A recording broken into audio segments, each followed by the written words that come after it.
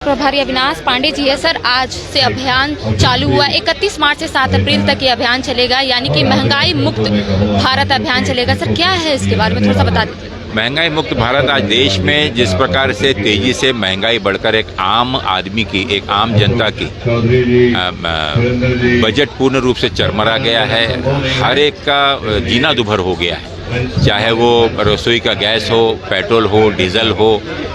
तो किसानों से लेकर आम जनता के बीच में इस महंगाई की मार बहुत कठिन स्वरूप ले रही है और लोग बजट के अंदर में अपना गुजर बसर करना उनको मुश्किल महसूस हो रहा है। कांग्रेस का ये प्रयास है कि जहां एक तरफ भारतीय जनता पार्टी और माननीय मोदी जी देश की जनता से कांग्रेस मुक्त भारत की बात करते हैं, कांग्रेस देश की जनता से महंगाई मुक्त भारत की बात लेकर उनके बीच जा गई है ताकि केंद्र सरकार का ध्यान आकर्षण कर सकें और जिन गलत नीतियों के कारण जिन कमजोर अर्थव्यवस्था जो हुई है उसका कारण है इस सरकार की बहुत ही गलत अर्थनीतियाँ, जिसके चलते जो अमीर हैं वो तो बहुत अमीर हो गए, लेकिन जो गरीब है वो गरीबी नहीं लेकिन आज भूखे मर रहा है। तो इस प्रकार की व्यवस्था देश के लिए बहुत हानिकारक है।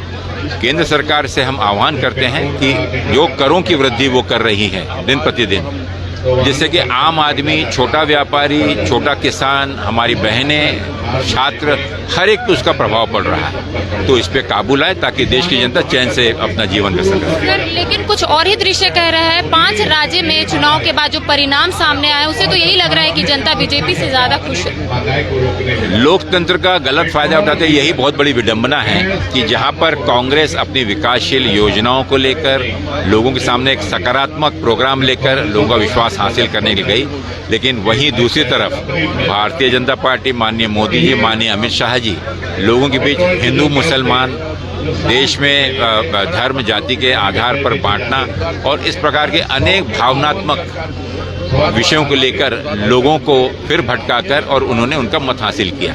मुझे लगता है कि जिस प्रकार से केंद्र सरकार या जहां जहां भारतीय जनता पार्टी की सरकारें हैं वो पूर्ण रूप से विफल रही हैं और लोग जब तक के इस प्रकार के मन लुभावन आश्वासनों के आधार पर और भावनात्मक मुद्दों पर गुमराह होते रहेंगे, देश की व्यवस्था इसी प्रकार बिगड़ती रहेगी। क्या इस अभियान से कुछ असर देखने को मिलेगा? महंगाई जिस तरीके से चरम सीमा में है, क्या इस अभियान से कुछ असर देखने को? निश्चित रूप से उद्देश्य यह है कि लोग जब जागरूक होंगे तो सरकार को इस जागरूकता के आधार पर कई करों को वापस लेना चाहिए।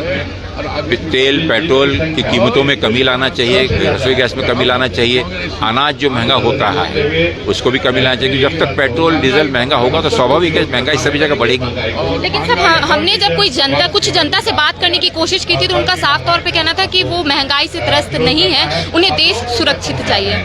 मैं नहीं समझता कि जब घर का जो कमान के लाने वाला जो करता होता है वो जानता है, वो परिवार जानता है कि उसका परिवार किस मुसीबत में है। तो इस प्रकार के 1 या 2 लोगों से नहीं होता है, क्योंकि पेट तो रोटी से भरता है। अगर रोटी ही महंगी हो जाए, अगर रोटी ही ना हो तो भूख के आधार पर इस प्रकार की